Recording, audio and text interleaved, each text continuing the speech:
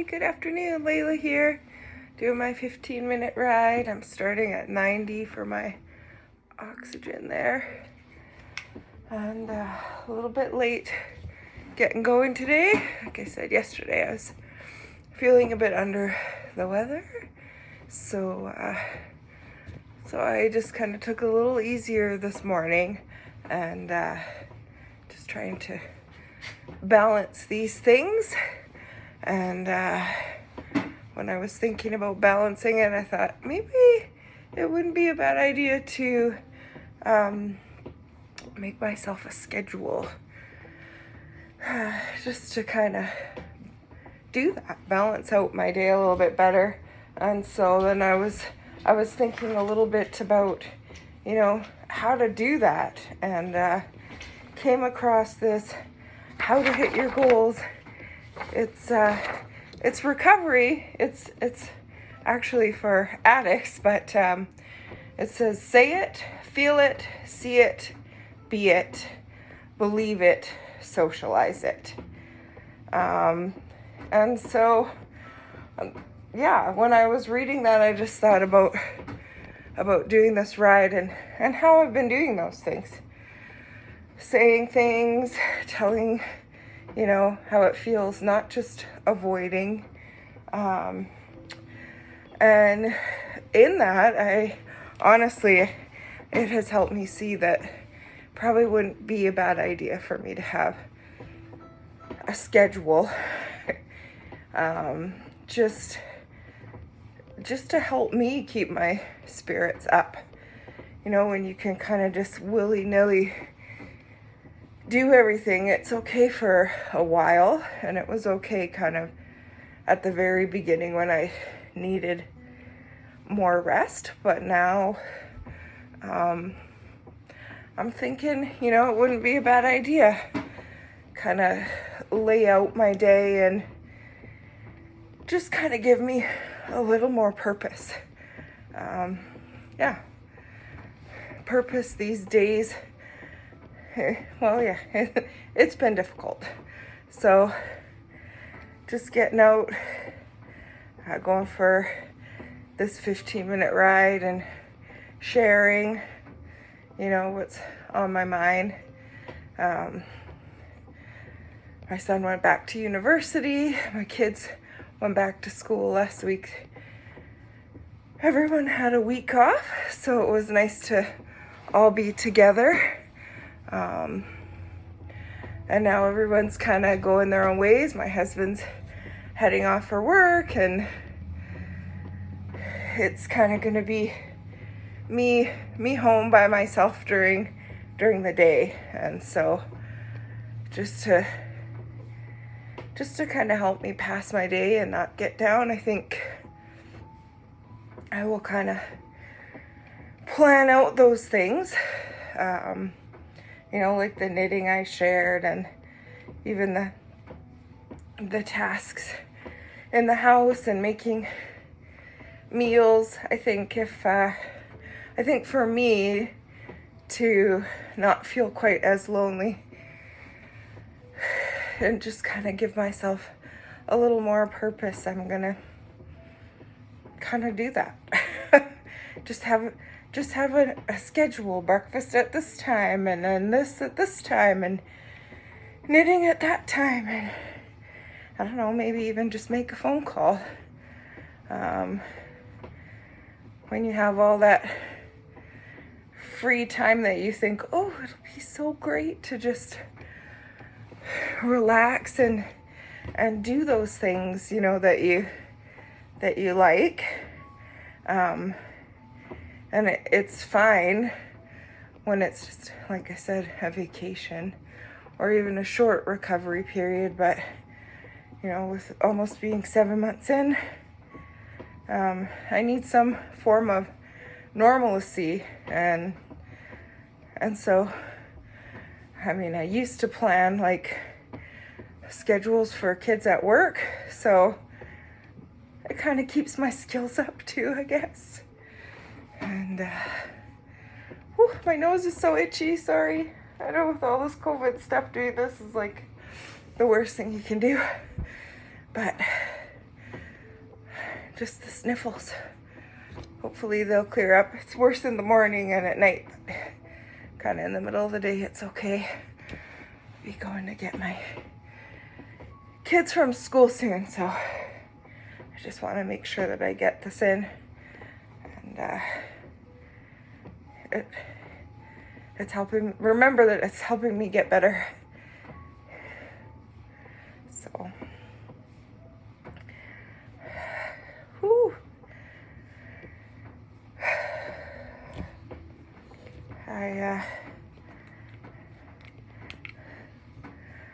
I got something in the mail yesterday that was exciting. My mom's cousin had posted on Facebook about having my great-grandma's knitting patterns and magazines, and did anyone want them? So I said, if no one else wants them, I will take them. So they arrived yesterday in the mail. A little more complex than what I've been doing, but gives me something to look forward to. Again, trying to look at the positive and keep my brain going in the right direction to be resilient, and that will help me recover better. So just trying to find some extra things to be on. Yeah, so feeling just kind of slow today. Now look a little bit more about this thing that I was showing you. It talks a little bit about roadblocks.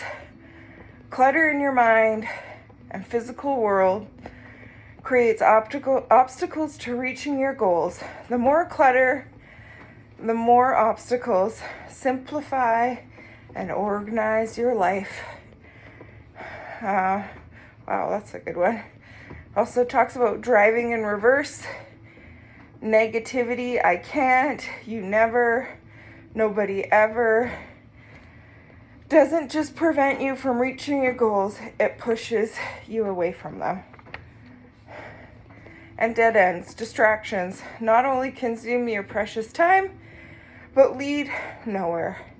Stick to your map and avoid the resource draining dead ends. So that is my goal. Even though I am not an addict, I think that this is a really great way to look at my recovery and create myself a map to get where I need to be. So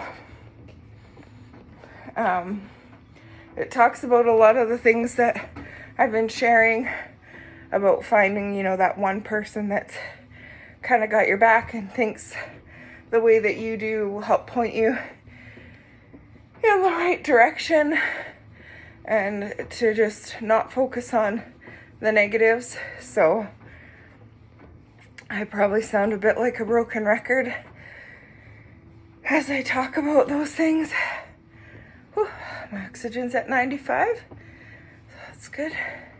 Yeah, a little bit of a broken record because honestly, I'm trying to tell myself that I can do this and that I can make it and that I'm strong enough, and try not to be negative about all the other things, even though I know they're there. But that I can be an overcome these things instead of just sitting and complaining about it. And I do complain. There's days where my poor family, it's like, it's just the frustration over not being able to do the same things that I used to. I mean, just the other day I tried to put paper in the printer, and honestly, I'm surprised that I didn't use a lot of expletives. But I'm just so out of breath from being down doing it and getting dizzy. So I do complain. I am aware that it's okay to do that, but I am trying to definitely focus on the things in the future, the things to look forward to, instead of staying stuck in the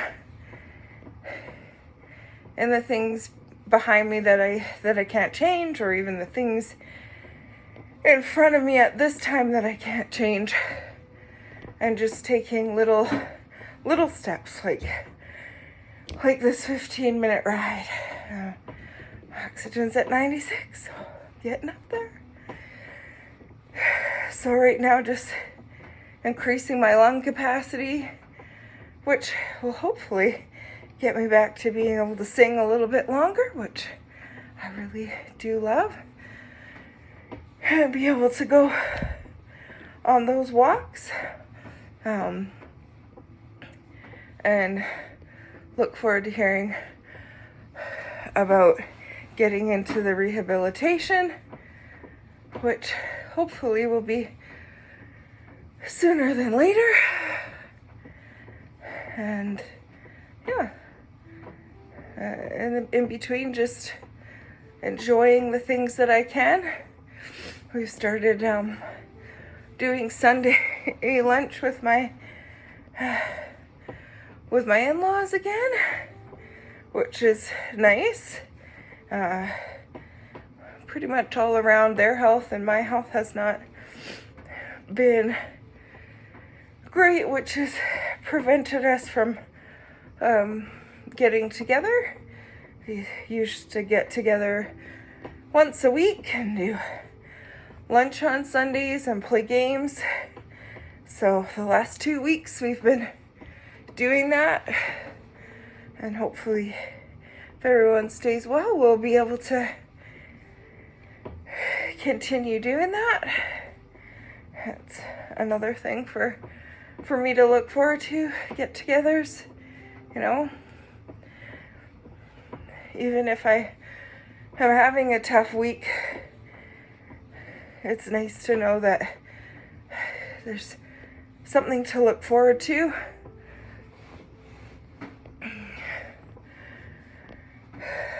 Whether it just be having that chat with one of my kids after school, or yeah, just that one-on-one time, or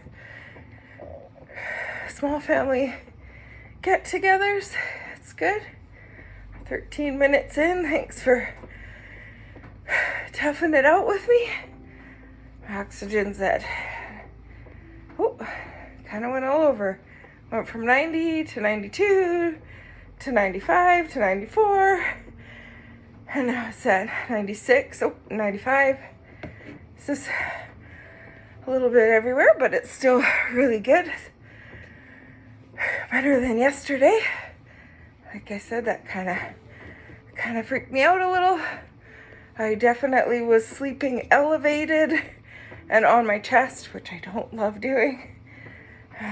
But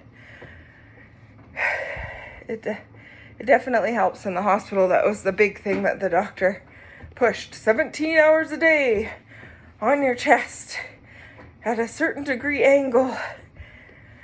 And even though I couldn't necessarily roll over on my own, get them to put me on my chest. And as I started feeling better at the end, I was able to do it on my own, which was good, and I still do it. So probably the biggest thing that I've been able to do at home when I have a bit of a tough time breathing is elevating and laying on my chest, on my tummy. So yeah, sunny, a little bit sunnier today, brighter, still very foggy out there. It was -10 this morning, so, but I was able to go outside and slowly scrape the car and drive my kids to school. Something that I am thankful for, cherish those times. Well, there's my 15 minutes. Nothing too exciting today. But I did it. So again, thanks for helping keep me focused and on track, and hopefully it will, I don't know, hopefully it will just continue to keep me accountable. So have a good day. Bye.